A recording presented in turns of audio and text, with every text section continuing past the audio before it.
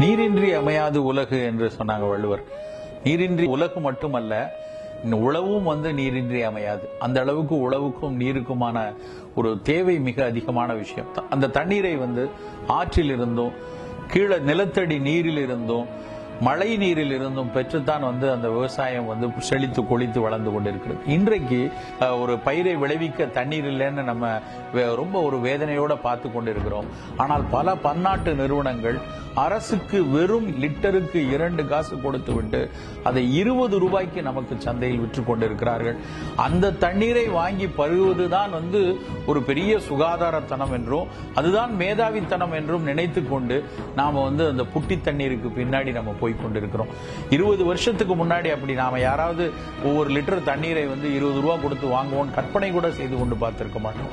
ஆனால் இன்றைக்கு அதை சாப்பிடுவது மட்டும்தான் நாகரிகம், அதை சாப்பிடுவது மட்டும்தான் சுகாதாரம் என்று நினைத்து 2 காசு கொடுத்து நம் நிலத்தடி நீரை உறிஞ்சி அதை புட்டியில் அடைத்து விற்கக்கூடிய அந்த நிறுவனத்துக்கு நம்ம கொடுக்கிறோம். நம் விவசாயி அவனுக்கு கிடைக்கக்கூடிய ஒரே தண்ணீர் அவனுடைய கண்ணீரும் அவனுடைய வேர்வையும் மட்டும்தான் நின்று கொண்டிருக்கிறது. இன்றைக்கு வளர்ச்சி என்ற பெயர்ல இந்த சூழலில் குறிப்பாக தண்ணீரை கெடுக்கக்கூடிய பல்வேறு நிறுவனங்கள் நம் நாட்டுக்குள்ள கோல் வச்சு கொண்டிருக்கிறார்கள்.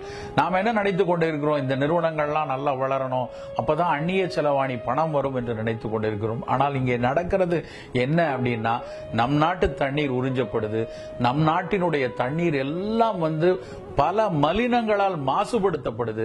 அவை குடிக்க முடியாத, விவசாயத்திற்கு பயன்படுத்த முடியாத அளவிற்கு நஞ்சு கலக்கப்பட்ட நீராக மாற்றப்பட்டு அது பூமிக்குள் மீண்டும் மறுகுழாயில் சொருகப்படக்கூடிய ஒரு கேவலமான ஒரு சூழல்ல நம்ம இருந்து கொண்டிருக்கிறோம். இந்த விவசாயிகளினுடைய நிலைமைகளை எல்லாம் நாம் செய்திகள் மூலமாக ஊடகங்கள் மூலமாக பார்த்துவிட்டு அப்படியே எல்லா செய்திகளும் போல கடந்து போகக்கூடிய மனோபாவத்திலிருந்து நாம் முதலில் வெளியேற வேண்டும். அவருக்கு நாம் என்ன செய்ய முடியும்னு பார்த்தா, இன்றைக்கு நாம் வெகு வேகமாக நாம் உடனடியாக செய்ய வேண்டிய விஷயம் ஒரு உணவு சத்தியாகிரகம். இன்றைக்கு அந்நிய நாட்டு உணவுகளின் பிடியிலிருந்து வெளியேற ஒரு உணவு சத்தியாகிரகத்தை நடத்த வேண்டிய கட்டாயத்தில் நாம் இருக்கிறோம். அந்நிய உணவுகளை புறக்கணிப்பதுதான் முதல் வழி. இதற்கு நம் மண்ணையும் ஒரு சேர நம் உடலையும் காப்பாற்றுவதற்கு இந்த உணவு சத்தியாகிரகம் மட்டும்தான் வழியாக இருக்கும்.